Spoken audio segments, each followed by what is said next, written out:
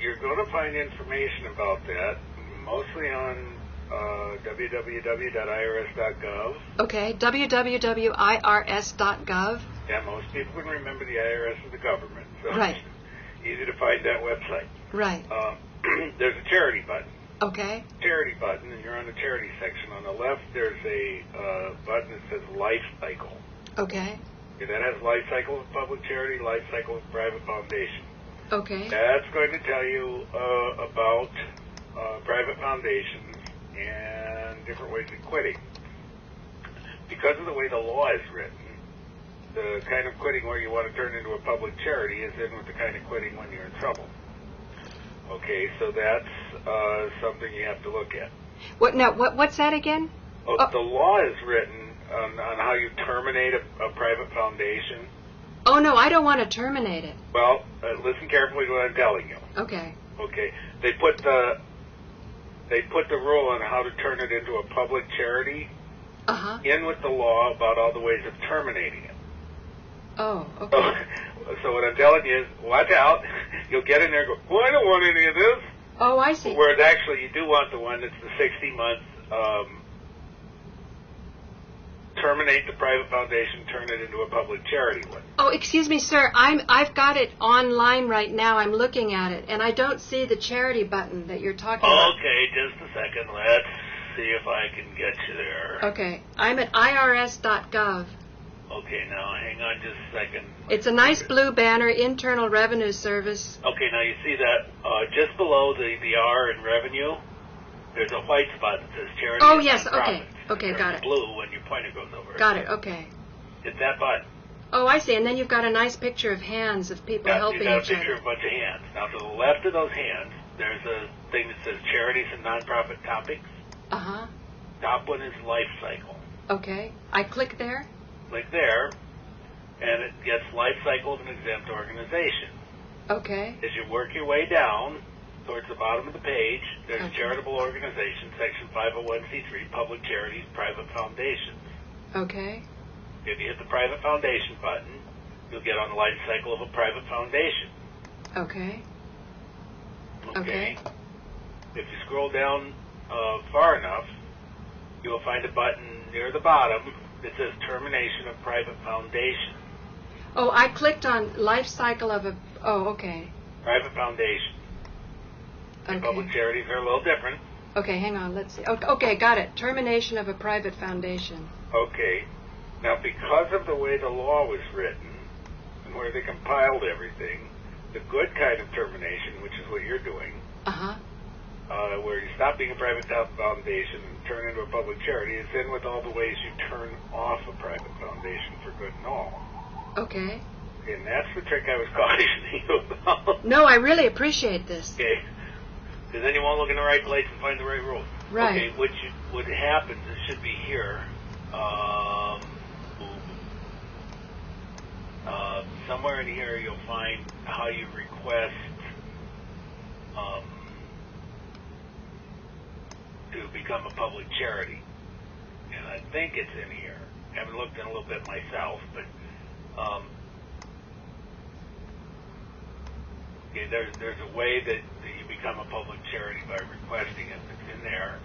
And How about private letter ruling? You may that's also... an expensive thing.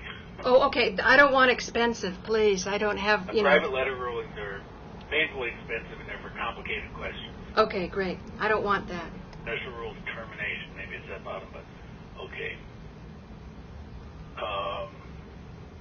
Gosh, it's so... Okay, here it is. Yeah, okay. Now I got to back up again to show you the button. Okay. But, okay, right above that private letter ruling, there's a paragraph. Yes. When you file your annual return, you should check the final return box, et cetera, and then apply determination. Okay. Private foundation. It's a paragraph just above the thing. I see. Should I hit their termination? Termination button. Okay. Okay. And number 4 on private foundation termination is operating as a public charity. Oh, this is fabulous. Okay, that's going to give you most of the description of what you do. Okay.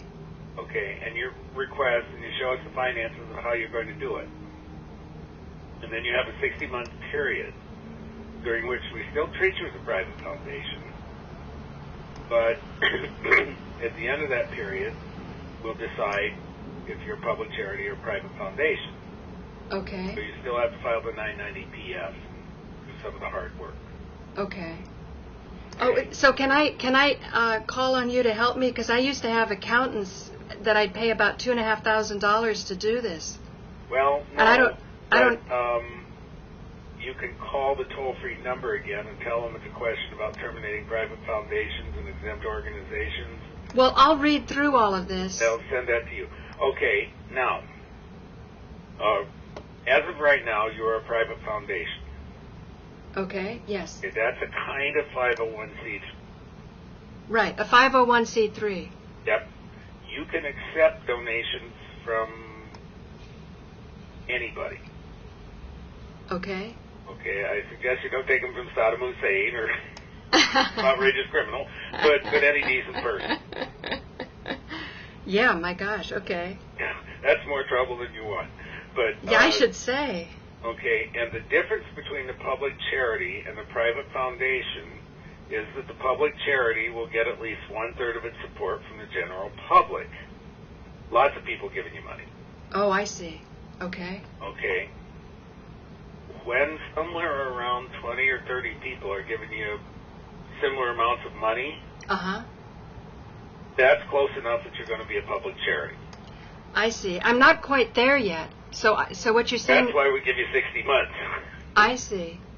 Okay, but a private foundation can accept gifts from other people, Even small gifts? even small gifts. Okay.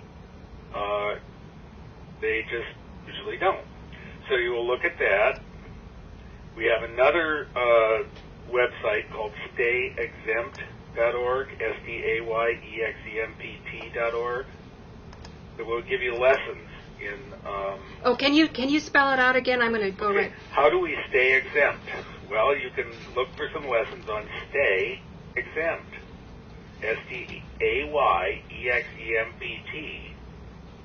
STAYEXEMPT.org. .org. There's Okay. some little tutorials, little half-hour educational lessons on that site.